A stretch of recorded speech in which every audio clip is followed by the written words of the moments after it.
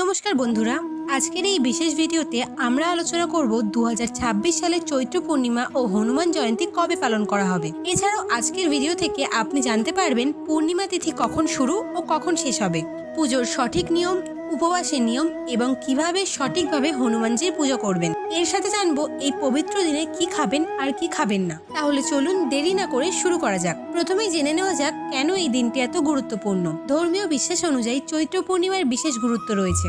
বিভিন্ন শাস্ত্রে বলা হয়েছে এই দিনে মা লক্ষ্মী ও নারায়ণের পুজো করলে বহু পুরনো জানা অজানা পাপ থেকে মুক্তি পাওয়া যায়। এছাড়াও এই শুভ দিনেই মাতা অঞ্জনির গর্ভে জন্মগ্রহণ করেন পবনপুত্র হনুমানজি, যিনি শক্তি, ভক্তি ও সাহসের প্রতীক। তিনি ছিলেন ভগবান শ্রীরামের সর্বশ্রেষ্ঠ ভক্ত এবং রামায়ণের অন্যতম প্রধান চরিত্র। বিশ্বাস করা হয় হনুমানজির পুজো করলে জীবনের সব বাধা দূর হয়ে যায়, ভয় কেটে যায় এবং নেগেটিভ এনার্জি থেকে দূরে থাকা যায়। পূর্ণিমা তিথি শুরু হচ্ছে 1 এপ্রিল বুধবার সকাল 7:06 এবং শেষ হচ্ছে 2রা এপ্রিল বৃহস্পতিবার সকাল 7:41। তাই উদয় তিথি অনুযায়ী চৈত্র পূর্ণিমা ও হনুমান জয়ন্তী পালন করা হবে 2রা এপ্রিল বৃহস্পতিবার। এবার জেনে নেওয়া যাক এই দিনে কিভাবে পুজো করবেন। এই দিনে সম্ভব হলে গঙ্গা স্নান করুন।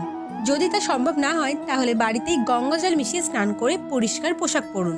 এরপর ভগবান হনুমানের মূর্তি এবং মা লক্ষ্মীর ছবির সামনে ঘিয়ের প্রদীপ জ্বালান। মা লক্ষ্মীর ঘট স্থাপন করে লাল ফুল, সিঁদুর ও চন্দন দিয়ে পুজো করুন এবং পাঁচালি পাঠ করুন। এই দিনে মা লক্ষ্মীর সাথে নারায়ণের পুজো করা অত্যন্ত শুভ বলে মনে করা হয়। হনুমানজির পুজোর জন্য লাল বা কমলা ফুল এবং বেসনের লাড্ডু নিবেদন করতে পারেন। পুজোর সময় অবশ্যই প্রসাদে তুলসী পাতা ব্যবহার করবেন, কারণ তুলসী পাতা ছাড়া ভগবান ভোগ গ্রহণ করেন না।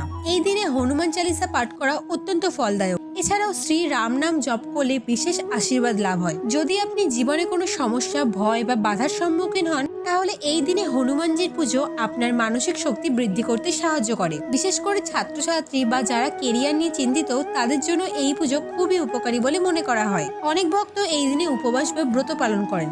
এবার জেনে নেওয়া যাক এই দিনে কি খাবেন আর কি খাবেন না। এই দিনে নিরামিষ ও সাত্ত্বিক খাবার গ্রহণ করুন। ফল, দুধ ও সহজপাচ্য খাবার খেতে পারেন।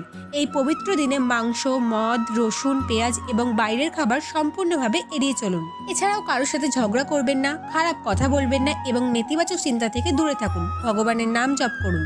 এই পবিত্র দিনে যদি আপনি ভক্তি ও নিষ্ঠার সাথে পুজো করেন তাহলে আপনার জীবনে ইতিবাচক পরিবর্তন আসতে পারে। ভিডিওটি যদি ভালো লাগে তাহলে লাইক করুন, শেয়ার করুন এবং চ্যানেলটি সাবস্ক্রাইব করতে ভুলবেন না। ধন্যবাদ।